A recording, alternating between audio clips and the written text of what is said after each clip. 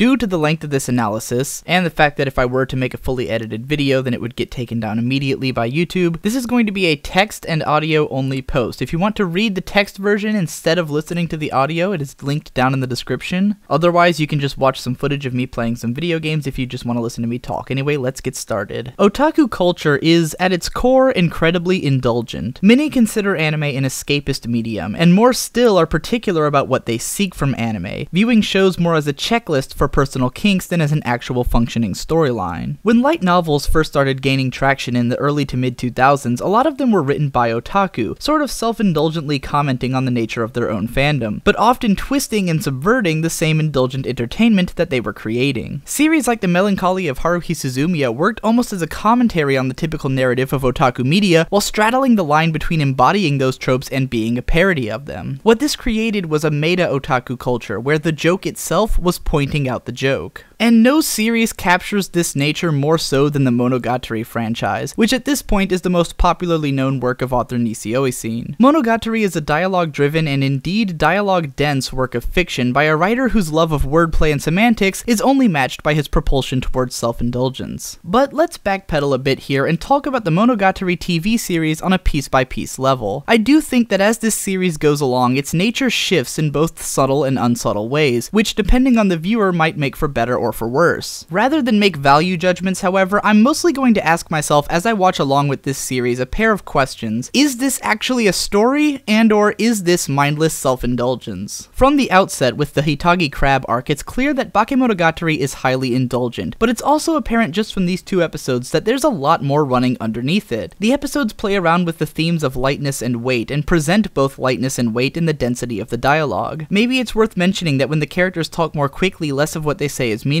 but when they talk slowly, there's a lot more gravity to the meaning. It's amazing how this show can torment the viewer's sense of pacing to make 2 episodes feel like a surprisingly fleshed out story, even if it's really 6 or so conversations made watchable purely through visual texture. Arguably through audio texture as well, but I think the acting is a little stiff in these 2 episodes and the music is downright bland. A lot of the dialogue is anti-dialogue, mimetic, unnatural, and unimportant. The show is overstuffed with grammatical wordplay, some of which completely defies translation, but that's what you get from a show that combines bakemono, meaning monster, and monogatari, meaning story, right there in the title. Plus, the author's name is a palindrome, and all of the character names are weirdly difficult wordplay. I guess that's how Akiyuki Shinbo got brought on to direct the series, as arguably the most indulgent anime director himself. Shinbo's series have always presented over-the-top visual flair apropos of nothing, or to make endless dialogue scenes more watchable. He's always dealt in highly fetishized characters, though I would argue that he presents fan service as though he's making high art as opposed to the trashy fan service of your local harem anime. No, that doesn't make it any less indulgent, it just means that he's got a postmodernist mindset. I don't even know that Shinbo is a good director per se. At this point, his name is virtually synonymous with Studio Shaft, and many believe that he doesn't even really direct a lot of the shows that have incorporated what was once just his signature style anymore. But in any case, the quality of Shaft shows has always come down to the quality of the source material's translation to animation. Shinbo himself once said that directing is simply a job, and that his job is to please the fans, and I think it would be unfair to say that he's an auteur creative mind or anything like that. His shows are pandering, indulgent, and put texture over substance, but you get the feeling that Shaft is loving the product every bit as much as the audience is, so this may be as much a self-indulgence as it is an audience one. Sayonara Zetsubo Sensei was a manga series that nearly defied translation with its incredibly dense wordplay, and Akiyuki Shinbo and Shaft brought that series to animation first. Supposedly, Nishio Isin thought it would be impossible to make an anime out of the Monogatari book series until Akiyuki Shinbo presented him with the way he planned to go about making it. In other words, these two creators fit together like hand in glove. But even with the obsessive wordplay between characters who don't talk like anyone you've ever met or will meet, and the heart-stopping fan service that scoffs at all other fan service anime to get on its level, and even a bunch of symbolism that probably doesn't lead anywhere, there still seems to be heart in this narrative. The wordplay isn't only used for textural purposes, but also to establish a kind of universe for the story to occupy. Words actually do matter to the storyline, as words themselves carry weight, and the series showcases the influence of different mythologies, religions, folk tales, and brands of magic, which are all places that words and their meanings hold great power. In Japanese tradition, names are a thing of importance, so when characters in Bakemonogatari explain their names or the names of magical beings, it clues us into a certain context. At its core, Hitagi Crab is the simple and straightforward story of a very beautiful, very broken girl. She's been running away from the trauma of her past, and the effect has left her weightless, so in order to get her weight back, next she must confront her trauma. The story might be too brief to be powerful, but it gives this character an impressive amount of depth, or perhaps just weight, as we move into the rest of the series. Sometimes Hitagi, Hanekawa, and Araragi are really just teasing one another, but certain lines cut to the heart of deeper meanings. Hanekawa stating that men are always attracted to physically endangered women, Araragi's characterizations of Oshinomeme and Shinobu, Hitagi's undercurrent of very real attraction to and flirtation with Araragi, also the increasing realization that Hitagi really doesn't understand how to communicate. I think by far the most interesting aspect of her dialogue is that at the core she's trying very hard to be genuine and just isn't quite capable of it. Whereas Araragi might be a little bit dense even as he competes verbally with the best of them, Hitagi seems to understand exactly what she's trying to say but has no idea how to communicate it. A recurring theme in all of Nisio Isin's work is the presence of geniuses who are so incomprehensible to others that they can't truly communicate, and Hitagi may have that brand of pseudo-autistic brilliance. Is this maybe also a metaphor for what Nisio Isin is trying to convey in this story? Is he trying to show us the beating heart of his passion towards this kind of story and these kind of characters, but he can only communicate it through indulgent wordplay and otaku culture cliché come commentary? The double-edged sword of Bakemonogatari is that within its piles and piles of indulgence, it's damn near impossible to sure-handedly sort out what matters from what doesn't. Dismissing everything will do you no good, but if you take everything seriously, you'll get slapped with countless red herrings. Ghostlightning referred to the first episode of Bakemonogatari as a trap, and I think it's easy to fall into that trap if you're not geared up on your way into the series. If you are geared up though, the whole thing takes on a very different feeling. These first two episodes are loaded with references to a past event in which Araragi was turned into a vampire and had to fight another vampire in order to help Hanekawa. Watching this show for the first time, it mostly serves to build a backdrop for the story and sell us on Araragi as an interesting character, even though we don't get to learn much about him as we try to get through all of Hitagi's development. Coming back to this arc after seeing the rest, the dialogue is a lot easier to follow and not get hung up on, so it's easier to parse all that's going on and cut to the heart of what really matters and what doesn't. That is to say that if you already know the story of Bakemonogatari, then you've disarmed the trap. Episode 3 sails into clearer waters, as its first half is entirely built to set up one realization, that Hitagi is in love with Araragi, but she doesn't want him to think that she's only hooking up with him to pay him back for helping her. Hitagi spends a long and winding dialogue trying to tell Araragi that she needs to help him with something so that they can be friends on equal footing, with the subtext of the conversation being that she wants to do this so that she can then ask him out as a person who doesn't owe him anything. It's only because Hitagi is so bad at expressing herself and Araragi isn't quite capable of getting to her deeper meaning that it spirals out into a massive dialogue full of more tangents and wordplay. At this point in the series, it's clear that Nisio Isin is actually telling a straightforward and maybe even impressively realized love story in the least straightforward way imaginable. But as long as Hitagi is staying in character, I think it still all somehow works. If we really read this as just the way her character is, I don't think it stretches the suspension of disbelief too far, and in a twisted way, this is actually a pretty endearing love story. Going into the Mayoi Snail arc, there's yet another trap being set, or I guess it's more like a mystery, but either way, it's an experiment in wordplay that would make most feel the author must be a goddamn genius when they go back and watch it again knowing what comes later. I'm referring to how Mayoi is actually a ghost and Hitagi cannot perceive her at all. If you watch the episodes knowing this, then Hitagi's actions and dialogue take on an entirely new meaning, so it's an arc that you simply can't watch once and fully understand. That, however, is merely a textural bit of trickery, but it's not like this arc doesn't have any substance to back it. Hitagi's speech in episode 3 about the word fascination might be the most fantastic piece of self-aware commentary that the series has to offer about its own indulgent nature. She explains that fascination is, quote, a step above moe, which itself is a word that's taken to mean the purely aesthetic appeal of a character. Not as in their design, but the aesthetic of their overall persona. Hitagi hints that fascination is something a little deeper, tacitly implying that the characters in Bakemonogatari are more than just moe girls, even if they undoubtedly come from a similar place of intentionality. It's a way of bridging the gap from the otaku mindset of purely aesthetic appeal and the appeal of story and real character depth. As such, I think it's also fitting that we condense the questions asked at the beginning of this post into something else. At each point along the way, we may now ask ourselves,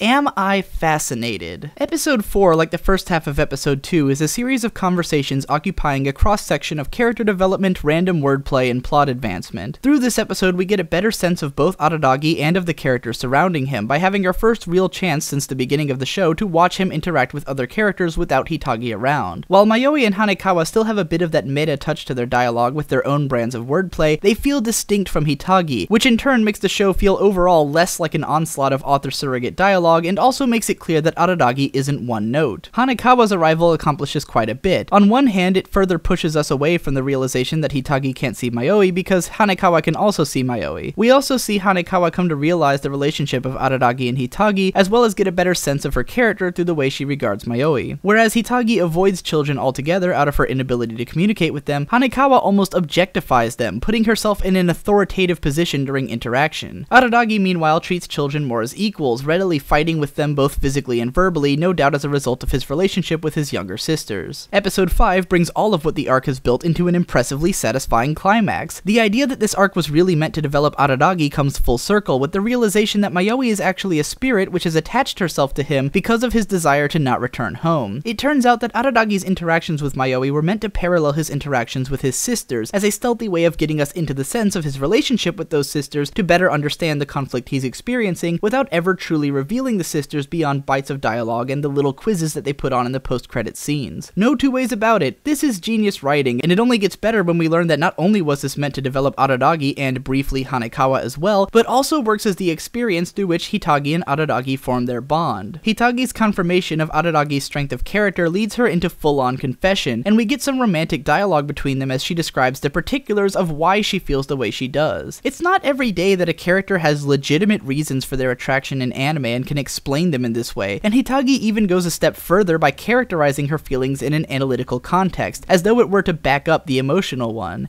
Am I fascinated? Hell yes I am. Suruga Monkey, not unlike Mayoi Snail, is simultaneously its own story as well as a surrogate story, this time in the development of Hitagi. However, whereas Mayoi Snail mostly developed Araragi via the relationship with his absentee sisters, in this case Hitagi is largely absent while Suruga stands as her surrogate, through her relationship with Araragi. As such, Suruga's story gets a bit more fleshed out than Mayoi's did, and since it relies more on Suruga's emotions than it does on any textural narrative trappings, it ends up being a more gripping and fascinating story. What we learn about Hitagi is her powerful sense of romanticism and how Suruga reflects this. Araragi might be more of a realist, but he goes with the flow, making sure to only do the right thing along the way as he goes. Hitagi meanwhile reveals a powerful jealousy at any hint of another woman. Araragi fears that Hitagi would kill someone in her jealousy, and it turns out that Suruga is willing to do just that. In the end, Hitagi is the one who resolves Suruga's storyline by making a romantic gesture towards her, essentially realizing that as long as she's the one possessing the fates of both Araragi and Suruga, then she's still satisfied. In the end, this entire situation revolves around properly defining the relationship status of these characters. It only happens that in this case, such a definition controls the fates of demonic powers and violent horror trappings. I'll say it once again, this is fascinating. Even when Suruga gets into sexual discussions with Araragi, which obviously indulge the viewer, there's also a sense of indulgence for the characters. Ghost Lightning astutely points out that the dialogue in Bakemonogatari is often about something, as Roger Ebert once said of Pulp Fiction. That is to say that the dialogue is not exposition in service of the viewer, but actually seems like real conversations that the characters are having for their own reasons. Fanservice-y conversations in anime tend to break away from the intentions of the characters in order to fulfill the audience, but in Bakemonogatari they feel more like real conversations, especially when you take into account the different inclinations that the characters display when sex comes up. Suruga is the most direct and confrontational in her sexual language because she is also the most sexual personality in the show. Once again, this all shows how Bakemonogatari straddles the line where indulgence for the author and viewer meets with meaningful and interesting story and characters. Suruga Monkey is also the most horrific arc of the series so far, with intense scenes of violence and a bit of a darker tone to it than the first two. Nisio Uesugi's contemporaries and the likes of authors Otsuichi, Kadono Kohei, and Otaro Maijo often write heavily horror-themed stories with this same kind of otaku slant to it, though I would say that Bakemonogatari is less interested in the tone and atmosphere of horror stories and more interested in the tropes and mechanics of Japanese horror specifically. Traditional Japanese horror has a lot of similarity with Lovecraftian horror, which itself is popular among light novel authors in this genre, but the key difference is that in Japanese horror there's often an implication that the human who is trapped by whatever overwhelming force was drawn to that force by some fault of their own personality. In each of the cases so far, the flippant nature of the gods and spirits makes an errant collision with the psychological hang-ups of the kids who encounter them, leading to situations wherein simplistic human emotions have dire supernatural consequences. Nisio Uesugi uses this traditional horror style as a way to cross character arcs over wordplay-driven rules, making a game for himself that plays down the center of his interests. Suruga Monkey marks the end of the first book of Bakemonogatari. Now, if the purpose of this post were to claim that the Monogatari series eventually went astray into purely indulgent territory, Nadeko Snake would certainly mark the beginning of the end. It's not that this arc doesn't contain any character development, in fact the whole thing is really just an arc for Araragi. No, the issue is that that Sengoku Nadeko is barely even a character. Arguably, Mayoi wasn't that strong of a character either, but her role was more to act as a surrogate for Aradagi's sisters so that we could better understand their relationship, just as Tsuruga would act as a surrogate for Hitagi while fulfilling her own arc. However, Nadeko isn't a surrogate for anyone, serving no symbolic purpose in the narrative. She's just a MacGuffin girl with a problem that Aradagi has to solve in order to experience a character arc. Moreover, she actively breaks a lot of what the show had going for it so far. Whereas Hitagi was made to subvert and comment on anime cliches, Nadeko simply is one. She's the most straightforward Imoto character possible, whose only personality trait is her crush on Koyomi Oni-chan. Everything relating to the story in her arc is an excuse to fetishize her as much as possible. She's wrapped up in snakes so that we can see her squirming in bondage positions. Tsuruga has a school uniform on hand for literally no reason other than that she thinks it's Aradagi's fetish. Nadeko has to be mostly naked so that Aradagi can see the snakes, which also explode out of her mouth. All the while, Nadeko herself seems almost turned on by this, as she actually hopes that Aradagi is indulging in her body. It's worth mentioning as well that Nadeko is the first character to be cursed through no fault of her own, so that even the resolution of her arc has no bearing on her character. It feels weird to see this kind of thing happen when until now the series had made such a point to paint itself as something one level above merely indulgent pandering. Until now, the fanservice had all fed into the development of the characters and their relationships. Nadeko's arc is not fascinating in the slightest. At best, it makes good pornography for anyone who shares Nisio-Isin's fetish, but you won't find a compelling story or character here. Aradagi's development, meanwhile, could have happened no matter who the arc was about. This arc deliberately separates Aradagi from Hitagi and puts him in the presence of other girls who are either all over him physically or clearly attracted to him. The purpose is for Aradagi to learn that he should be putting himself and his lover first, and to stop putting himself and his relationship in harm's way for the sake of others. He more or less comes to grips with this by the end, although Ghostlightning has an excellent write-up about how he fails in his mindset towards the arc's climax, so I recommend giving that a read. Altogether, Aradagi's arc gels well with where the story was taking him up until this point, but it feels like too little of a revelation when packaged with such a pointless pandering storyline. Moving along, those who didn't watch Bakemonogatari during its initial TV run may be unaware of the peculiar way that the 15-episode series was released. Only the first 12 episodes were released on TV in 2009, while the last 3 were made as internet specials over the course of the next year. Because the Tsubasa Cat arc takes up 4 episodes, instead of oddly breaking it so that the TV show ended on the 2nd episode of the Tsubasa Cat arc, the 12th episode instead interrupts the arc for the climactic episode of Aradagi and Hitagi's romance. Episode 12 is, without a doubt, the height of pure characterization and empathetic romantic storytelling in the series. It follows a date between Aradagi and Hitagi, mostly comprised of one very long and arduous conversation in the car that culminates in one of the most profoundly romantic gestures ever put into an anime series. Ghostlightning writes emotionally about how he relates to Senjo Gahara's affection for and possession of the night sky. I, on the other hand, have always related to Aradagi, and returning to this series after having been through my first relationship and having seen so much in Hitagi and her interactions with Aradagi that reminded me of said relationship, the entire episode felt profoundly real to me. It spoke to the most romantic place in my heart that still flickers with a little bit of life even as I live unromantically now. Yes, I'm speaking from a place of bias, but that's what art does. It speaks to the individual and can only be felt by way of personal interaction with the work. That's what it means to be fascinated. In the Tsubasa Cat arc, Bakemonogatari returns to form with perhaps its strongest individual arc yet. Following the idea that in each proper arc the girl that Araragi helps is a surrogate for other characters, in this case Hanekawa stands for all of the girls who are friends with or in love with Araragi. These girls are friends that Araragi legitimately cares about and doesn't want to lose, but who are suffering from being in love with him, or in Tsuruga's case with Hitagi, while being unable to obtain him. Out of all the girls surrounding Araragi and Hitagi's relationship, Hanekawa is the most threatening, as not only the most beautiful and intelligent of the girls, but the closest friend of Araragi, and the one who has had the opportunity to confess her feelings to him the longest. In the final episodes, Hanekawa serves not only as a test for Araragi's love of Hitagi, but also as a tool to help Araragi properly contextualize his relationships with each of the characters. Besides ostensibly being the character most in love with and most appealing to Araragi, she's also the character most in need of his help, and who can most specifically be helped only by him. If it really was in his nature to do anything for anyone, and he was only dating Hitagi as a way of going with the flow, then he would have hooked up with Hanekawa, but through this incident, he instead comes to terms with the fact that he really is purely in love with Hitagi. Araragi also has to come to grips with the responsibility that he has towards others in taking care of himself. He finally realizes that trying to take on everyone's pain, even at the cost of his own life, will only cause others to suffer in turn, and realizes the need to allow reciprocation from others. That's what friends are for, after all. In turn, this kind of makes the Nadeko arc even worse, since this one teaches the same lesson, but more thoroughly. Just as Hitagi made Araragi come to equal terms with her before she would confess her love to to him, Araragi must come to equal terms with the rest of the girls so that they can all be friends. And in typical Nisio-Isin fashion, the character who best represents this change only shows up at the end, with Shinobu jumping to Araragi's aid as soon as he's ready to ask. Needless to say, this arc is fascinating. It is full of indulgent fan service, down to the way that Black Hanekawa constantly integrates cat noises into all of her dialogue, but all of it works right into the narrative. Black Hanekawa is literally the release of Hanekawa's sexual frustration, so it would be stranger if she wasn't a highly sexual character. Again, like all of the strong arcs in this show, it's all about taking the openly indulgent and grounding it in true feelings, elevating it beyond the level of aesthetic appeal into true fascination. So now, let's talk about Nisei Monogatari. First, we need a bit of context. We'll begin by understanding that Nisio-Isin is a ludicrously prolific author. It's not uncommon for light novel authors to publish 2 or 3 books a year, but Nisio-Isin will often do the same with multiple continuous stories at the same time. When he started Bakemonogatari in 2006, he was coming right off the heels of his 9-volume debut series Zaregoto, which ran from 2002 through 2005, and also had a ton of spin-off stories that he would continue writing over the years. The first 3 arcs of Bakemonogatari were originally short stories that Nisio wrote for a magazine, which were then collected into a volume and then followed by 2 more short stories in the totally new second volume. These were published in the same year that Nisio wrote tie-in novels for both the popular Death Note and XXX Holic franchises, among other shorts. By this point, Nisio was taking off as one of the most popular light novel authors around. Directly after Bakemonogatari, Nisio launched into the insane stunt novel series Katanagatari, which has no relation to the Monogatari series, for which he wrote 1 short novel each month for 12 months from January through December. Shortly thereafter, he wrote Kizumonogatari, which tells the story of what happened between Araragi and Shinobu before the start of Bakemonogatari, which has a film adaptation planned but not yet released. And then later that year, he put out Nisei Monogatari. In the afterword of the first book of Nisei Monogatari, Nisio says that he had no intention of ever publishing the story. He had written it purely for his own sake as a way of indulging in all the things he wanted from a story, unbound from any publication restrictions. He refers to the book as unprofessional and stupid, something he wrote for no one else to see. But of course, it did get seen. Maybe because Bakemonogatari had gotten popular, or because he himself had gotten popular, but whatever the case, Nisei Monogatari was passed by the editors and published as a full entry in the series. Now let's talk about Studio Shaft. Shaft has always been known for being understaffed and under-budgeted. A lot of why their shows are so stylistic is to make up for the fact that they feature so little actual animation due to the lack of a budget and time. They are also known for going back and fixing a lot of stuff for the DVD and Blu-ray releases so that they look better. When Bakemonogatari aired, a lot of the episodes were downright unfinished. There were constant empty frames with the words "missing frame" written inside of them, where the animators straight up hadn't been able to finish working on the episodes before they were televised. Most of what would have been the best looking scenes in the show were almost non-existent, and a lot of ugly frames had to be touched up later. However, when those Blu-rays did come out, they were unfathomably popular. Bakemonogatari set new records for pre-orders and purchase of anime on Blu-ray, utterly destroying its competition for that series. For otaku-centric entertainment, Blu-ray and character goods sales are the ultimate goal of production, so between its record-setting sales and healthy production of figures and other items, some of which I even own, Bakemonogatari was massively successful. It's most likely because of Shaft and Aniplex's massive success with Bakemonogatari that they were able to pour far more effort and money into the production of Mahou Shoujo Madoka Magica in 2011, and that's what ultimately sealed the deal. Madoka broke the very records that Bakemonogatari had set and became enormously popular even in the West. Shaft have been known to make as many seasons of their shows as they can get away with, even over the course of impressive lengths of time, so it wouldn't have been surprising if they came back to the Monogatari franchise no matter what. However, thanks to the massive success that Bakemonogatari had become, and the power that it and Madoka had given Shaft, they were now able to approach the second season with a lot more money and manpower, and so they poured all of that into making Nisei Monogatari. Nisei Monogatari is pornography. I don't just mean that in terms of having sexually charged content, although there's no doubt that Nisei Monogatari contains some of the most erotically detailed sequences ever put to animation. In fact, a lot of the scenes feel like a game of constant sexual one-upmanship as characters get more and more lewd for longer and longer stretches of episode, usually for no particular reason other than titillation. Not to say that these scenes are necessarily out of character for those involved, but more like the series is going out of its way to present that aspect of the characters and not much else about them. Plus, a startling number of scenes in Nisei Monogatari serve zero narrative purpose. Now, in spite of the negative connotations attached to a lot of the words I just used, this isn't intended as a criticism of Nisei Monogatari so much as a critique. There's nothing inherently wrong with indulgent scenes of dialogue and fan service so long as they don't contradict the nature of the story and characters. Having scenes which aren't connected to a central narrative can still flesh out characters or even simply give the viewer more time with them to form deeper connections. For instance, Tsuruga's largely pointless scenes in the second and third episodes still manage to flesh out her character in subtle ways that can add to the viewer's overall appreciation of her. I would say, however, that in this regard, Nisei Monogatari is coasting on the goodwill bought by Bakemonogatari. After all, no one would care about these characters had they not already been part of a gripping narrative and development in the course of the last 15 episodes. Had Bakemonogatari been like Nisei Monogatari, we'd end up with a cast of purely aesthetic characters with no real core, but instead, Nisei Monogatari serves to add more texture to characters that we are already attached to. This might not be as powerful as fulfilling new arcs and narratives using those characters, but it isn't without value. The thing is that enjoying Nisei Monogatari on a moment-to-moment level comes down much more on the viewer's alignment with Nisei Oisin's kinks. Whereas Bakemonogatari could win viewers' love for the characters, Nisei Monogatari takes that appreciation for granted and hopes that you're as interested in seeing these characters making sexy poses while telling obscure linguistic jokes as Niseo is. Nisei Monogatari adds to the characters, but it may also be a case of too much information, getting too intimate with characters we're only meant to be friends with. If you liked Tsuruga as a character but didn't necessarily want her ass in your face or to listen to her puns all day, then Nisei Monogatari does not offer much. Alright, I'm being somewhat unfair. It's not that the two arcs of Nisei Monogatari don't have storylines, it's simply the way these stories are told and how the format has changed from Bakemonogatari that creates the different nature of this series. The Karen B arc is 7 episodes long and involves every character in the series, often in even larger capacities than they've ever been seen before, yet most of the characters don't need to be there. The storyline is full of excuses for Araragi to visit each of the girls and have winding, fanservice-laden conversations with them, regardless of how tiny their effect on the narrative may be. Maybe this shouldn't be surprising since Nisei Mono translates to fake, meaning that the series title is literally fake story. It's exactly what it says on the tin. I may have said earlier that the fanservice is alright as long as it feels in character, but in Nisei Monogatari the characters do all seem to bleed together. Teasing Araragi has always been a constant in dialogue for this franchise, but it's a lot more ubiquitous this time around. Hitagi and Tsuruga are up to their usual teasing, and Mayoi is turned up a little, but more surprising is Hanekawa's teasing when she had mostly been tame outside of Black Hanekawa mode. It's not that she's out of character, but in going to the fringes of what one might expect from her character in the midst of a series where everyone else is already teasing Araragi, it feels less unique. Not to mention that both of Araragi's sisters tease him as well, and Shinobu finally starts talking after a whole season of silence only to have a personality that's like a looser version of Hitagi's. It feels like all of these girls are sadists in some kind of strange verbal S&M game. Maybe I'm being harsh because the actual storyline of Karen B is mostly nonsense. The conflict between Araragi and his sisters, around which most of the scenes involving those sisters revolve, is weirdly semantic even for this series and doesn't end up providing any kind of arc for the sisters at all. If anyone gets the short end of the stick this arc, it's Karen, whom, not unlike Sengoku Nariko, doesn't have enough intrigue to stand up as a fully fledged character. Moreover, the arc's villain, Kaiki, is meant to be a fake and fulfills that purpose perfectly. The problem is that a fake story is inherently uninteresting. This is probably Niseo's self-indulgence once again to knowingly create an anti-story with the only function of pushing Araragi into increasingly intense sexual scenarios. It leaves me wondering though, why introduce Karen and Kaiki this way? I know that the book wasn't meant to be published, but it did get published and animated, so now we've got a character with the second most boring introduction in the series. It's not like Niseo couldn't have written a side story of just Araragi hanging out with each of his friends if all he wanted to do was write self-fulfilling fan service. Plenty of entire series are staked on character aesthetic dialogue, so why even bother with a storyline? The problem with the Karen B arc is that it's still a part of the series. It's not a side story to be read by those wishing to indulge themselves in fan service for the characters they love, but is in fact the whole introductory piece for two characters, and bad enough at being that it leaves us with more characters who aren't nearly as interesting as their contemporaries within the same series. Karen B is a spectacle arc. It features many of the best looking scenes Shaft has ever been responsible for, between impressive feats of action in Karen's combat sequences and mind-blowingly erotic fan service that shits on everything else in the medium. But that's all it is. It's all texture. Parts of it are fun to watch, but for this series it's surprising that the dialogue scenes in the last episode feel like a chore to sit through in comparison to the action scenes that came before. Bakemonogatari was fascinating precisely because it went above and beyond mere aesthetic. The Karen B arc is nothing but aesthetic. Tsukihi Phoenix is more of the same, but somehow far, far worse. At least Karen B gave half-assed context for Araragi to travel to every girl and have his porn scenes with them. Meanwhile, the first 2 episodes of this arc are nothing but straight up Karen porn with a flimsy pretext that isn't even related to the main narrative and has no real climax. With Karen having been an uninteresting character to begin with, her scenes feel hollow and she comes across more as Niseo Oisin's sex object than any kind of character. Tsukihi gets some porn scenes as well, but actually barely appears in the arc at all. all. Karen may have seemed like a bit player in her own arc, but at least she was directly involved in the main conflict. While Tsukihi's immortal being drives the conflict in her arc, she is completely oblivious to said conflict and doesn't interact with it at all. Between the 3 middle school girls that Nisio uses as sex objects, Tsukihi has the least presence of all. The aforementioned conflict is the most cliched and straightforward that the series has ever presented. Its antagonists completely rely on Oshino and Kaiki for their flimsy characterization and ultimately don't get anything done. They're as forgettable as the fact that Tsukihi Phoenix even had a story arc to begin with. What puts this arc over the edge though is how it just decides to forget about any of Araragi's relationships with girls his own age. This whole arc is just for the lollies, as only Karen, Tsukihi, Mayoi, and Shinobu get scenes with Araragi, and all of them unsubtly suggest Araragi's attraction to these girls, even to the point that he seems ready to cheat on Hitagi with any of them. Tsuruga and Hanekawa make guest appearances briefly, and Araragi even outright states his sexual interest in Hanekawa. All along there's been a subtext throughout the series that Araragi is attracted to the girls around him, and many jokes have been pointed that way, but usually Araragi is resistant to the idea of being with any of these girls, and Hitagi usually isn't far behind to remind him who he's meant to be dating. But in this arc, Hitagi literally makes no appearances and is barely even mentioned until the ending credits scene. Meanwhile, Araragi indulgently involves himself sexually with all of these girls in ways that honestly could constitute cheating in most people's books. Even if Hitagi is okay with adultery as she suggested in Karen B arc, it's kinda weird how okay with it Araragi is all of a sudden, after all the pushing he did from it with Tsuruga in the past. All of this is mindless self-indulgence, and it leaves us with the question of where this series is going to go from here. I've been saying all along that Bakemonogatari is a highly indulgent series, but whereas it began as a mindful one, it became a mindless one. However, as we've discussed, Nisio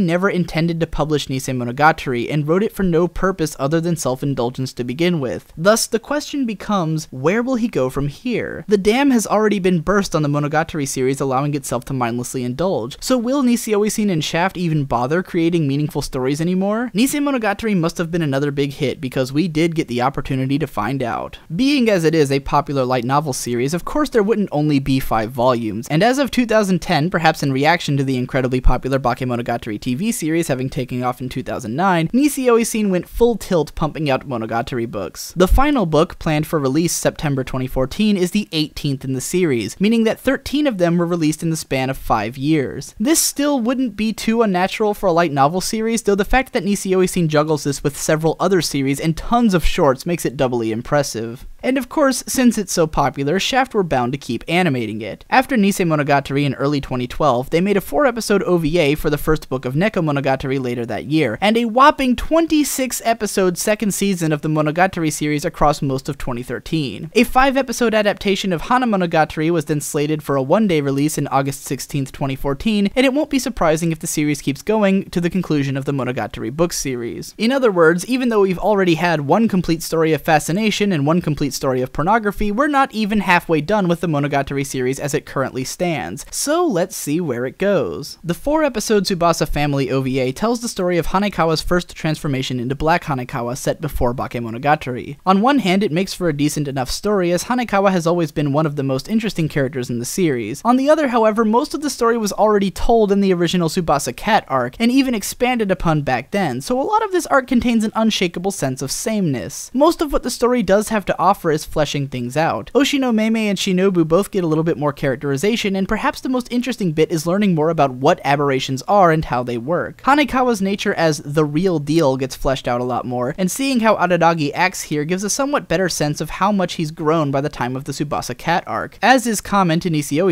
stories, and increasingly so as the Monogatari series has gone along, the story also provides a vehicle for Nisio to prattle on and on about his views on society and genius, which occasionally touches on interesting or relevant topics, but often just feels like empty semantics. It's difficult to determine how much of this OVA's value is unique to this storyline, but it's certain that the original Tsubasa Cat arc got a hell of a lot more done in the same amount of time. As far as indulgence goes, the early episodes of this arc definitely go down the road of Nisei Monogatari style mindless fanservice, while the rest operates more inside of Bakemonogatari's mindful fanservice. At this point, the series is no longer walking the line between aesthetic and empathetic appeal, but is playing jump rope with it. With all of the backstory novels and unintentionally published pornography behind us, the question of whether the show will return to Bakemonogatary's form or continue to jump rope with indulgence remains as we move into the second series. Right off the bat, the Tsubasa Tiger arc establishes itself as something very different from what we've had, in that it's narrated and told from the perspective of Hanekawa. Up until now, the entire series has taken place inside of Araragi's head, and over time we've gotten to know his character in and out, from his perverse proclivities to his self-destructively helpful nature. Moving away from his character immediately changes the tone of the series dramatically, providing a giant breath of fresh air for a series that was quickly being bogged down in sameness from arc to arc. Perhaps most noteworthy about this change is how it confirms Ghost Lightning's suspicions from the beginning that Araragi was a stand-in for the audience in the way that said audience interacts with the girls that they see in anime. As soon as Hanekawa has the reins, the perverted thoughts and subtext in most of the indulgent fan service goes out the window. The male gaze, or more specifically the otaku gaze, has been taken away, revealing what the series might look like through the eyes of someone who isn't constantly sexualizing all of the female characters. This even becomes blatant in the dialogue when Hitagi does strip into her underwear and starts asking Hanekawa to take a bath with her, because Hitagi says that she wants to be able to describe Hanekawa's figure to Araragi, and even says, "Let's take a bath for Araragi's sake." She couldn't more blatantly be using Araragi as a stand-in for the viewer. It's like Nisio Isin is admitting to the audience that the story being told here isn't inherently sexual, nor would Hanekawa tell it sexually, but that it must ultimately contain sexual elements to appease the audience. I don't doubt that Nisio is affectionate towards the otaku audience of which he is a member, and is probably glad to include these scenes regardless, but there's this distinct feeling that Nisio is showing us how we actually have to take a break from a compelling story to take in a requisite fanservice scene, because we as otaku are so concerned with aesthetic that we can't even make it through a good story. Critique of the audience, and probably of the self aside, the best thing about the Tsubasa Tiger arc's beginning is that Araragi completely isn't there. Hitagi takes his place as the one trying to help Hanekawa and has a totally different rhythm with her than what we've seen from these characters until now. This is us really getting to see a new side of these characters, which is what a continuing series should be setting out to do, and for that it's commendable. Over the course of Tsubasa Tiger, Hanekawa meets most of the other girls in the series and finds herself being analyzed by each of them. She ends up being the topic of almost every conversation that she's involved with, and most of the time characters are telling her about what they perceive to be wrong with her. The Tsubasa family arc's expansion of her character is actually kind of justified in that it provides the grounds for how Hitagi interprets Hanekawa throughout Tsubasa Tiger. Hitagi thinks that Hanekawa's problem is a lack of street smarts and over-reliance on the so-called correct way of doing things. She says that Hanekawa is too perfect and too correct in ways that work to her detriment. Hanekawa seems to simply abide through all of everyone's critique of her until she is confronted by Gaien, who outright calls her an idiot and reverses Hanekawa's catchphrase by stating that she does, in fact, know everything. Ultimately, this entire arc consists of others recognizing the weakness in Hanekawa and trying to help her grow stronger. It's spelled out right in the opening theme with the lyrics, "It's not healthy for a princess to wait around for a prince to save her," what this arc is trying to do by cutting Araragi out of the picture. Everyone's constant analysis of Hanekawa comes a little too close to sounding like more of Nisio Isin's endless semantic thought dumping, but here at least the characters interpret things differently enough, and even through some minor contradictions, that it feels like more than just one voice rattling on and on throughout a variety of mouths. On the subtextual side, it's worth noting that throughout Hanekawa's encounters there's always a feeling of peace, as most of the other characters admire her and want to do right by her. Even when Hitagi teases her, she does it while exalting her, which is the opposite of how she treats Araragi. All of the music in this arc is a lot more chilled out, and it somehow gives a vibe more similar to the studio and director's previous work, Hidamari Sketch, than to the Araragi-driven Bakemonogatari. There's also some more direct commentary on the audience when Araragi's sisters talk about how their boyfriends don't exist in Araragi's mind. Just as in otaku culture, it's a cardinal sin for moe girls to lack purity or have relationships outside of what they have with the main character, Araragi chooses to ignore any aspect of his sisters that doesn't pertain to him. After pinpointing Araragi's reaction as jealousy, Hanekawa also recognizes this as her own flaw, weaving the text and the subtext together. In the end, Araragi does come to save Hanekawa, but the arc was never about her finding the strength to win her battles. It was about her owning her weaknesses and becoming a well-rounded individual. This, for the first time in a while, is kinda fascinating. Mayoi Zhangxi puts us back inside Araragi's head, but is also without question the weirdest and most different arc of the series so far. If anything, it feels like a random side story with barely any relevance to the existing plot and characters, and a surprising amount of changes to the usual formula of the series. Even on a basic level, a lot of the winding semantic conversations are missing or toned down, and Araragi almost doesn't get teased at all. But maybe more noteworthy is an utter lack of sexual fan service. There is fan service in some ways, and some sexually charged dialogue, but it feels playful and without any perverse intent. There's no nudity or even much underwear, no panning shots of characters as curvaceous bodies, and even the romantic romantic dialogue between Shinobu and Araragi lacks any sexual undercurrent. In terms of sexuality, it's the least indulgent arc of the series so far, and yet in terms of storyline, it may actually be the most indulgent. Mayoi Jiangshi is about Araragi and Shinobu time traveling, at first so Araragi can get his summer homework done on time, and then so they can try and prevent Mayoi's death, which they do, only to find out that in doing so, they accidentally created a future wherein Araragi gets killed by Black Hanekawa during the Tsubasa Cat arc, and Shinobu, so hurt that Araragi didn't find her in time, decides to destroy the world in rage. Yeah, it's completely nuts compared to the rest of the series that mostly deals with simple stories of emotions manifesting into monsters and being resolved by character growth. Dialogue in the Monogatari series, which is pretty much everything in the Monogatari series, is usually split evenly between exposition, random semantic hijinks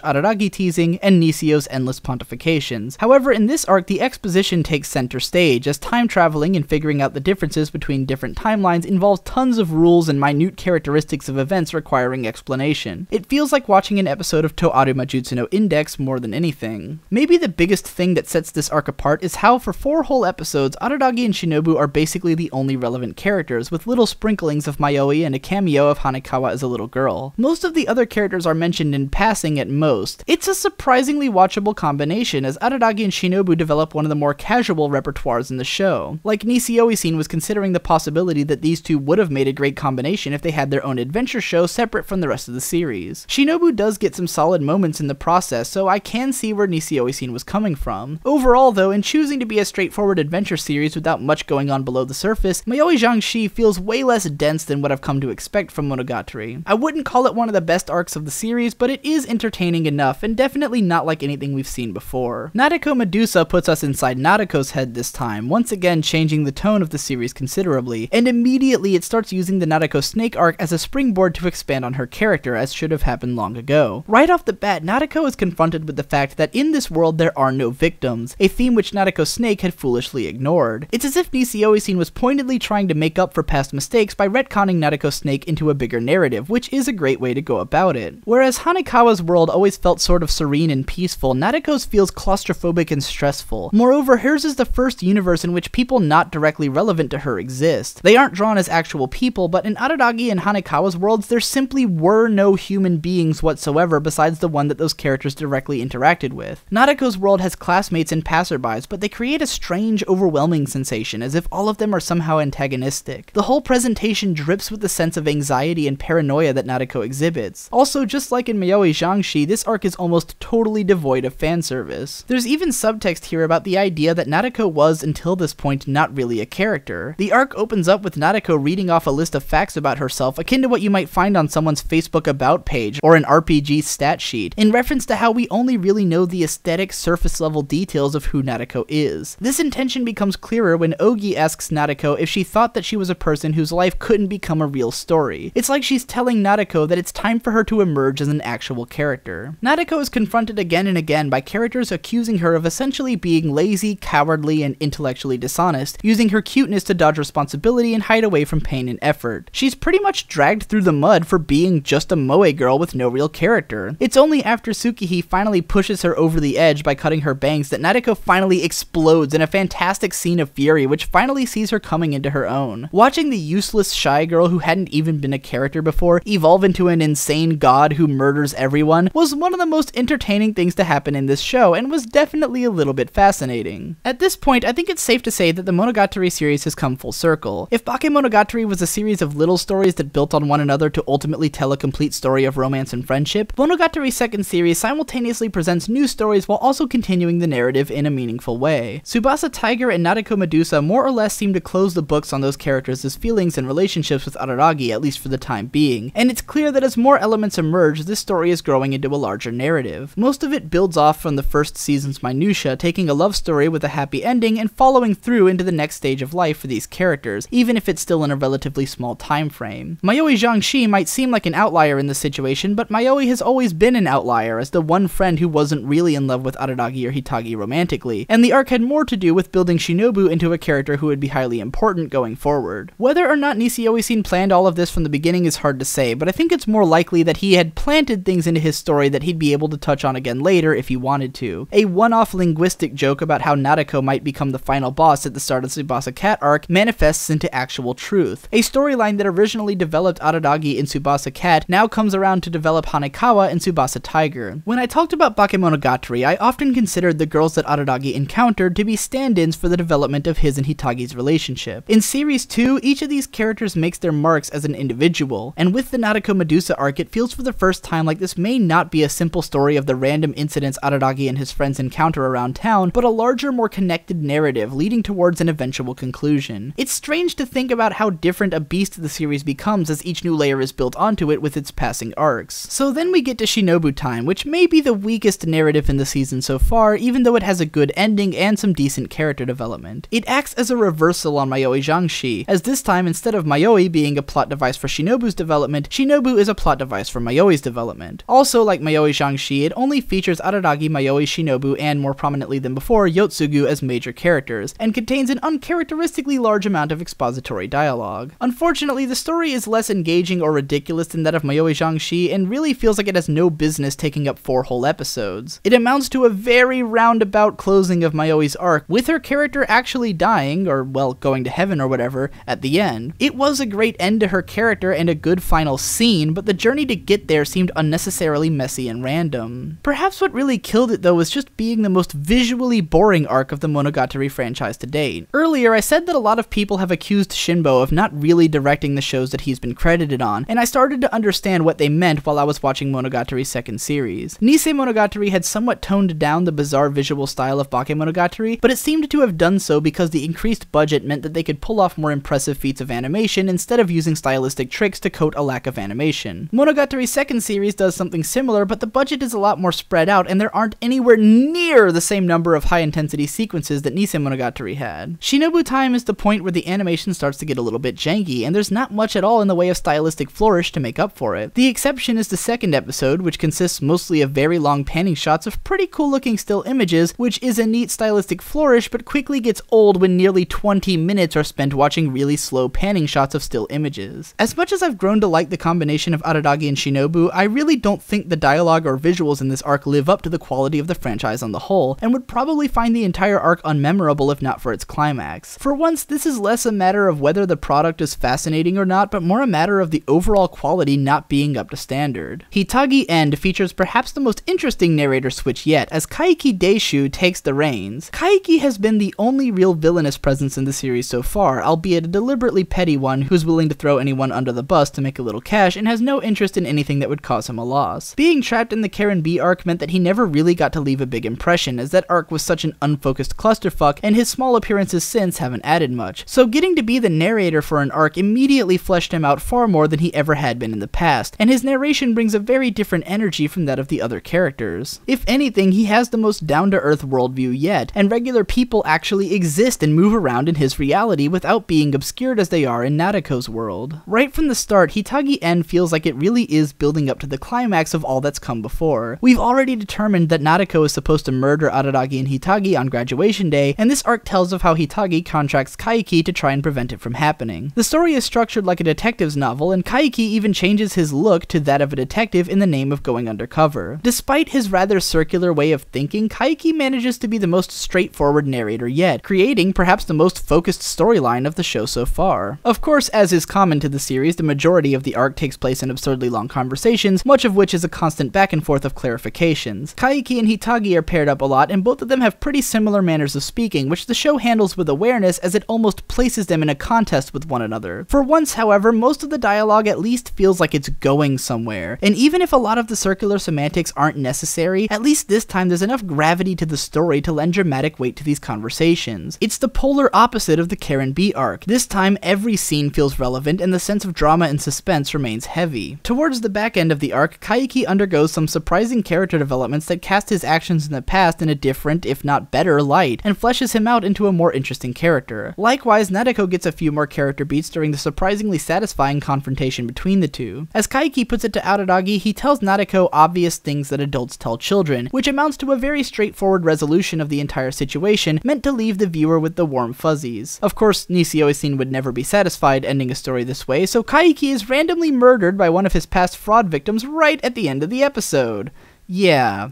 Ouch. While not illogical, this comes off for now as mostly a shock value thing, which is kind of upsetting, but it's possible that some later part of the story might tie it together. Whether or not this is a forgivable way to undercut the happy ending is up to the viewer though. Fascinating or not, I do think that Hitagi End shoots down the middle of everything Monogatari's second series has to offer in comparison to the first two shows. Bakemonogatari used its ghost stories and wacky interactions between wacky moe parody characters as the backdrop to an excellent emotional love story. Nisei Monogatari then highlighted the textural elements of the story and ignored anything dramatic or emotional. Finally, Monogatari's second series focused on the dramatic but doesn't really have much in the way of the emotional. It takes the characters, setting, and style from Bakemonogatari and plugs them into a dramatic storyline full of twists and turns and high-stakes consequences, but it no longer forges strong emotional connections. I've seen fans of the Monogatari series choose any of the arcs or any of the series as their favorite. I wouldn't say that any of them is necessarily better or worse than any of the others at getting done whatever they set out to do, but in turn this means that what you like most about the series will likely be what determines the arc you like best, either because you like certain characters the most, or because you like certain textural elements, or because you like the more dramatic storylines, or the more emotional ones, or the fan service scenes. The Monogatari series has many forms of appeal, and I wouldn't say that any of it completely failed for me, except for maybe the Nadeko Snake and Tsukihi Phoenix arcs. I enjoyed the fan service, the drama, the dialogue, most of the characters by the end, and more than anything, the emotions of the first series. None of these are shows that I would rate badly, though without question I feel most strongly towards Bakemonogatari, followed by the second series, followed by Nisei Monogatari. Reason being that even on a purely textural level, Monogatari is almost inherently enjoyable to me. As someone who has been a diehard fan of Akiyuki Shinbo and Studio Shaft since 2007, that's hardly surprising. However, beyond what the textural elements account for, the dramatic storyline is effective, but not nearly as effective as many others I've seen. Even the emotional stuff, while very strong, isn't the best ever. I wouldn't even give Bakemonogatari more than a 9 out of 10 score. That's what makes this whole breakdown so interesting to me in the first place, that between these three series I can clearly define what I look for in a show just by looking at what a story becomes when it plays either purely to texture or to texture with drama and or emotions driving it. In conclusion, I find that texture alone, while enticing to me, is not enough to make me love a story in the way an emotional core is capable of doing so. But wait, I'm not done here. While I was writing this post, yet another Monogatari installment was released in the form of the 5-episode special Suruga Devil. While I say 5 episodes, it seems that official releases consider it more like a continuous film, with the opening and endings only playing once. Moreover, even though Suruga Devil does take place after Hitagi End in the series timeline, it's worth mentioning that the original novel was published in between Mayoi Zhangxi and Nadeko Medusa. Knowing this makes it strange that Suruga Devil actually feels like a satisfying resolution to the arcs that came before, especially since it raises even more questions about what's happened in the time between Hitagi End and here. It's not surprising that Hitagi and Araragi have moved on to college, though knowing this before even Nadeko Medusa would have undercut the tension pretty harshly in a way that is normal for Nisei